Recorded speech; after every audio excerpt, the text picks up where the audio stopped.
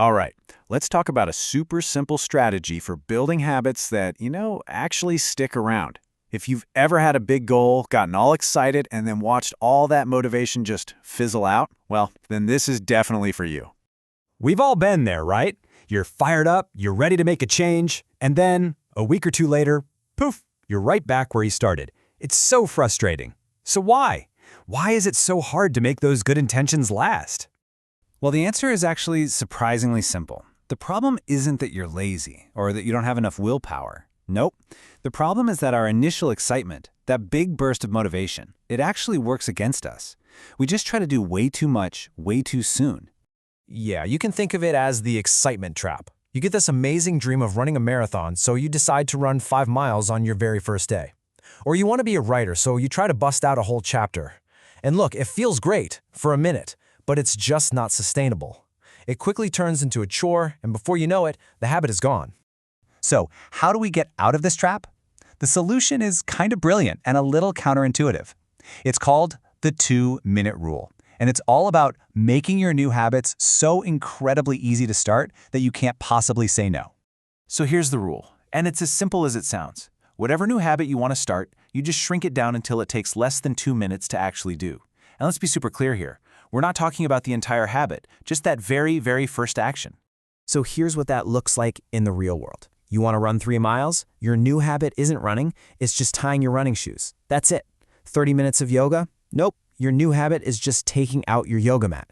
The whole idea is that once you've done that tiny first step, it's so much easier to just keep going.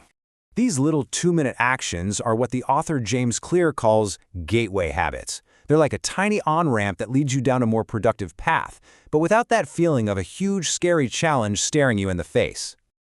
This chart really spells it out. Your ultimate goal, let's say running a marathon, is way over on the right, but your only focus when you're starting out, it's all the way on the left. That very easy action, just putting on your running shoes. That's the game. Master the start, and the rest just kind of follows.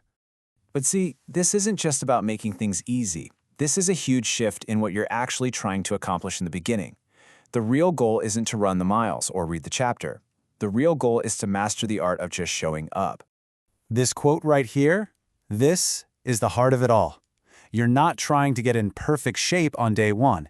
You are simply trying to become the type of person who shows up to get in shape. When you read one page, you're not trying to finish the book. You're mastering the art of showing up to read. I mean, think about it. You can't improve a habit that doesn't even exist yet. So the focus has to be on just establishing the routine first, making it a normal, standard part of your day. By making those first 2 minutes ridiculously easy and consistent, you're building the foundation. You can worry about making it better later. And here's the real psychological power behind all this. Every single time you do your little 2-minute habit, you are casting a vote for the person you want to become. You're not just putting on running shoes, you are literally proving to yourself, I'm a runner. One page of reading is infinitely better than never picking up a book at all, right? Okay, I can practically hear you asking this. It's a fair question, for sure. If you know the real goal is to do more, doesn't it just feel like you're trying to trick yourself? It's a good point. But what if it wasn't a trick at all? This is just fascinating. The author tells this story about a reader who lost over 100 pounds using this rule. He would go to the gym every single day, but he forced himself to leave after just 5 minutes. That's it. For weeks, he mastered the art of showing up, and then eventually he started thinking, well, I'm already here, I guess I might as well stay a bit longer. He made showing up the entire goal, not just the start. So, let's say you've done it. You've mastered showing up. Awesome. What's next? How do you actually progress? Well, that's where this technique called habit shaping comes into play. It's how you scale up from that 2-minute start toward your real goal. So let's take a common goal, like becoming an early riser. You don't just jump right to setting an alarm for 6 a.m. and hope for the best. No, you start with phase 1, just be home by 10 p.m. every night. Once you've got that down, you add phase 2, turn off all your devices at 10, then phase 3, and so on. You build the whole routine piece by piece, which makes it so much more likely to stick. And that's really the secret sauce here. The more you can ritualize the very beginning of a process, the more likely you are to just slip into that deep focus you need to do the hard stuff. You're making the start of the habit so automatic that the rest just flows naturally.